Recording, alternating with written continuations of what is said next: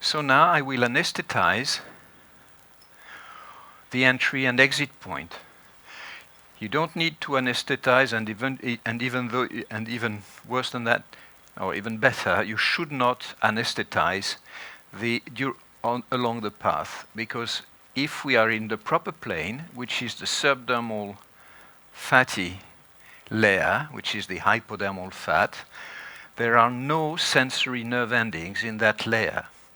Therefore, it is a safety landmark, because if, when introducing the needles, there is some pain, that means that I would be either too deep or too superficial. So these points are the nasty ones, I'm afraid, especially on the lip. Inject a little, and then I will have to wait a little. So 2 entry points, the 2 most distal exit points, and the upper exit point here. Okay?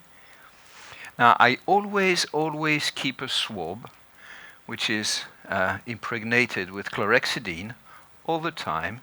I'm trying not to wipe off my drawings, but to make sure that there will be as little risk of infection as possible. Just do the same on the other side. Anesthetize the entry point, 1 here, another one here, and we have a very courageous patient. He's very brave, because this is not very pleasant. Exit point here.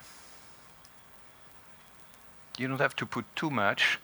The idea is to anesthetize and also to have the adrenaline, the epinephrine, to have time enough to work so that there will be as little bleeding as possible from the exit point. And here I anesthetize the area itself, because there is no really very precise positioning of the exit point. It's the whole area which is going to be my exit zone. A tiny drop more in here. Okay.